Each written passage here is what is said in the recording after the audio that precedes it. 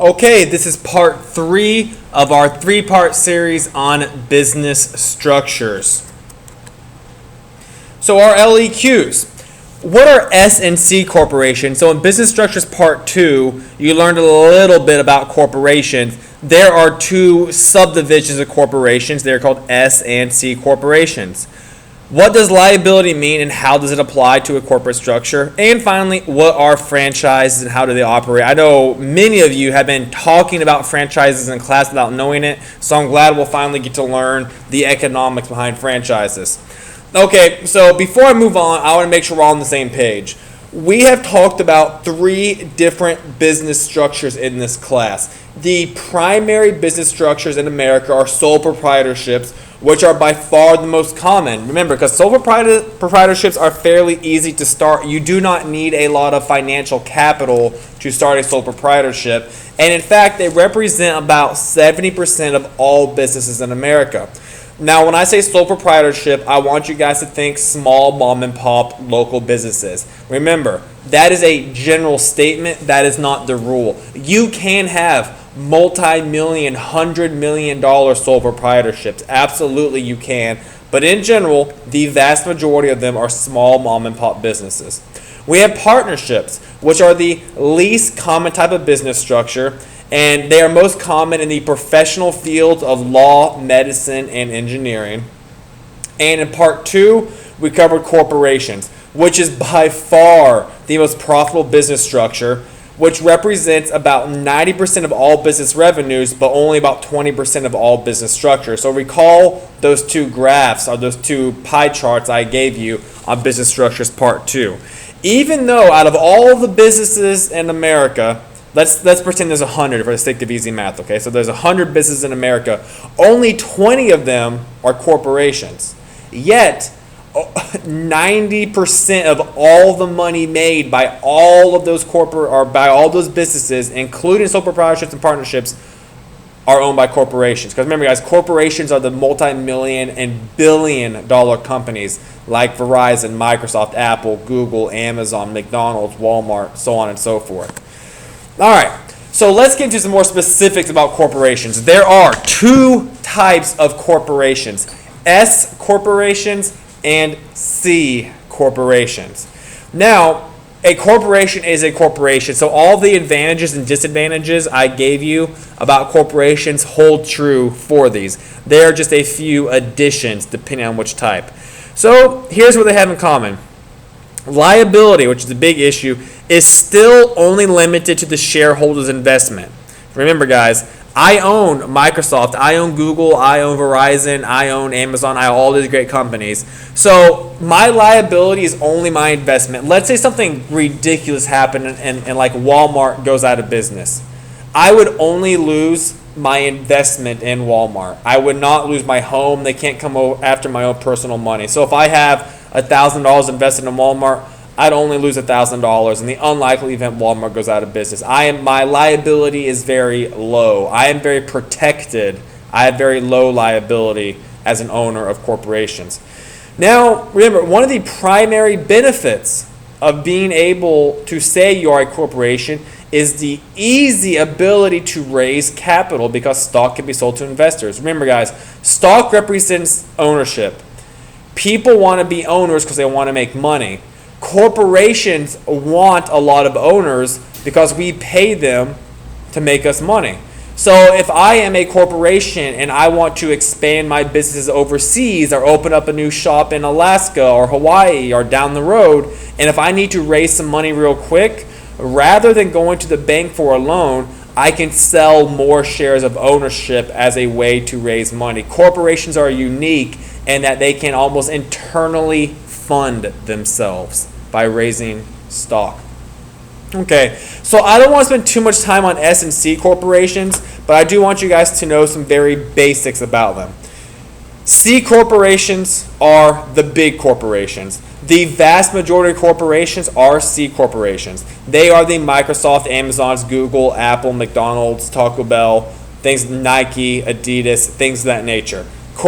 C corporations are the big corporations, and because they're so big, their earnings are taxed twice. S corporations are like small mini corporations. Here's what you need to know about S corporations.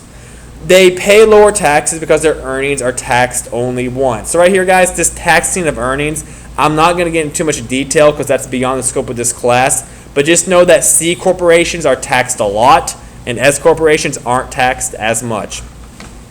Here's an additional stipulation with S corporations. Now this is crazy, okay?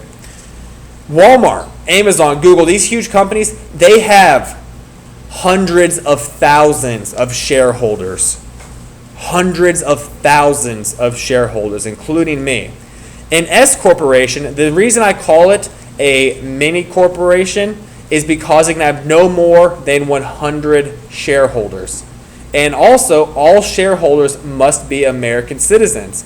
In C corporations, anyone can buy stock in your company. For example, Twitter, 40% of Twitter is owned by some Arab prince over the Middle East. He bought tens of millions of dollars of Twitter stock, and he's one of the largest owners of all of Twitter. But he couldn't do that in S corporation because he is not an American citizen. So you guys would be thinking, why would you want to be an S corporation if you can only have 100 shareholders? That really does limit how much money you can make. And well, in reality, S corporations are kind of a stepping stone to C corporations. For instance, let's say I open up Jared's Juice Bar and I'm a sole proprietorship. My business does great for 5 or 10 years and I'm looking to expand. But as a sole proprietorship, my business is getting too big. I need to raise more money. I need to get more people involved. The best way to do that is to take a baby step. Rather than taking a huge step and going from sole proprietorship all the way up to C corporation, that's more taxes, more rules, more regulations. Let me take a baby step and I'll move up to an S corporation first. That way, I only have to worry about 100 shareholders instead of thousands of shareholders. Moving on. So we've already touched on liability in class. I just want to make sure we're all on the same page. Remember, liability is the state of being responsible for something by law. Now, in sole proprietorships and partnerships, you have what's called unlimited liability. That is, unless you have insurance, if you mess up, if someone slips and falls in my store, they can not only sue my business, they can sue me personally, and that is scary. And that idea of unlimited liability is what scares most people away from ever starting a business. In partnerships, you have what's called LLPs. Just how corporations have special corporations like an S and a C corporation, there's a special subdivision in partnerships, and it's called LLPs. It stands for, think about it for a second, we're talking about liability. What does LLP stand for? It stands for Limited Liability Partnership. Watson Clinic here at good old Lakeland is a limited liability partnership. What that means is limited liability partnerships look a lot more closer to corporations minus the ability to sell stock. Limited liability partnerships are just that. They have less liability. When they filed their business structure, they met certain criteria. It has to do with money, by the way. They met certain criteria that allowed for them to protect themselves from liability.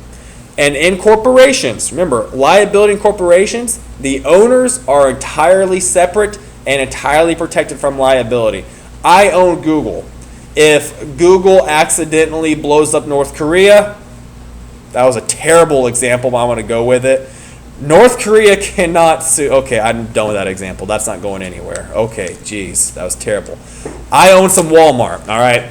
Let's say someone slips and falls in Walmart.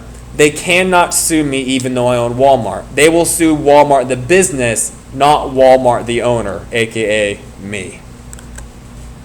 All right, let's talk about franchises. We have been hinting at these a lot in class. Now it's time to finally figure out what in the world they mean. So here's the economic definition of a franchise. A franchise is a contract in which one business, say McDonald's or Subway or even Gold's Gym, sells to another business, aka the franchisee, that could be me, the right to use the franchisor's name and sell its products.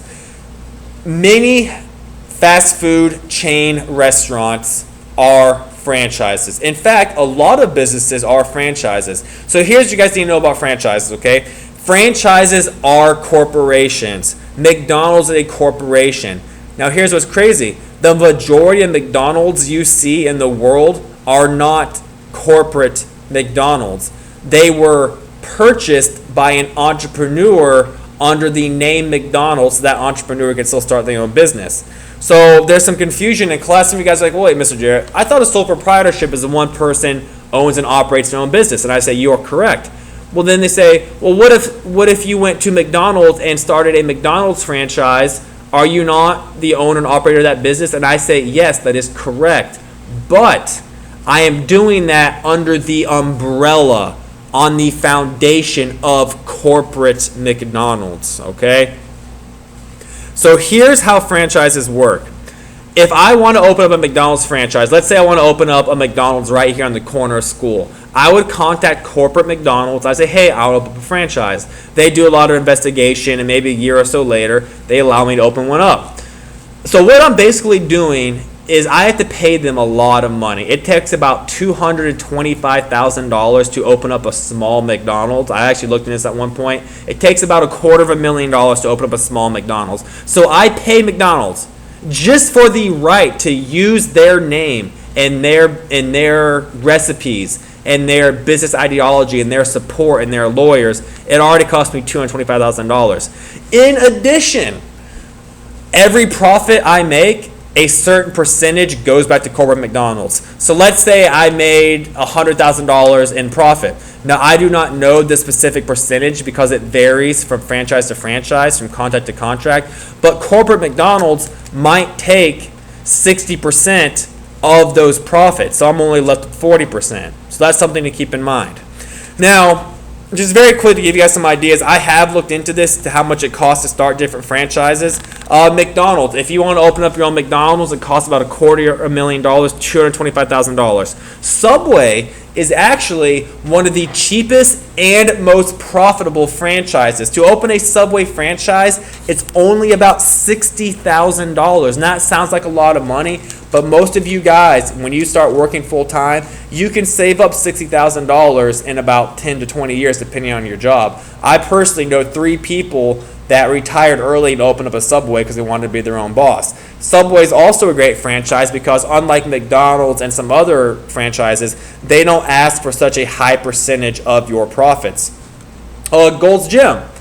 Gold's Gym is a franchise, believe it or not. We have corporate Gold's Gym, and then the Gold's Gym down here on 98 North.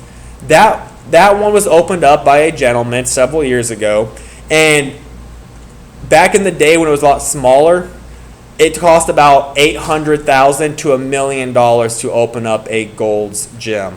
So those are just some basic ideas. Let's move on to some advantages and disadvantages of franchises. Here's why people open up a franchise, and this is huge, guys. Look, if I opened up my own burger joint as a sole proprietor, how am I going to compete with McDonald's and Burger King and Five Guys? How am I going to compete with them? The advantage to open up a franchise is that there's already a public awareness about the company, aka name brand recognition. If I open up a McDonald's, people know what McDonald's is. I'm guaranteed going to be successful because people know McDonald's. People like McDonald's. And on that same note, I get corporate support. In a sole proprietorship, it's all you. It's all you. In a franchise, the money is all me, because I had to pay them $225,000 just for the rest of the product. But I get a lot of support.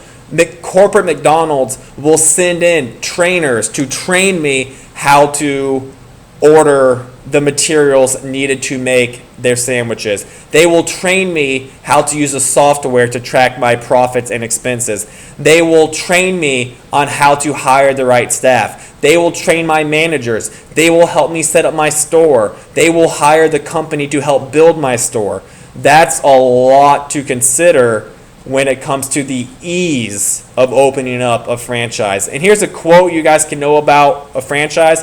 Owning a franchise allows you to go into business for yourself, aka I want to make money, but not by yourself. You have that corporate support. Now there are some disadvantages of franchises. You don't have much freedom. If I open up a McDonald's, I can't do my own thing like I would in sole proprietorship. I have to operate within the rules and regulations of corporate McDonald's, whether I agree with them or disagree with them. And again, one of the other big disadvantages is profits.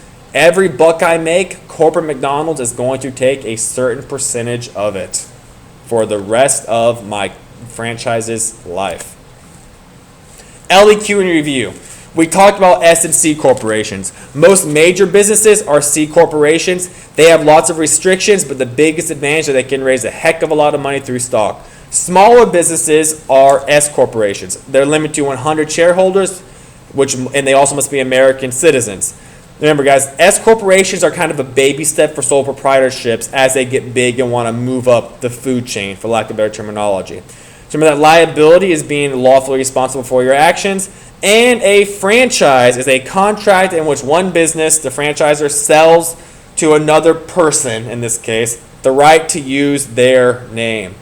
All right, that is all. I appreciate your time. And guys, I know I say it all the time, but I want to emphasize it.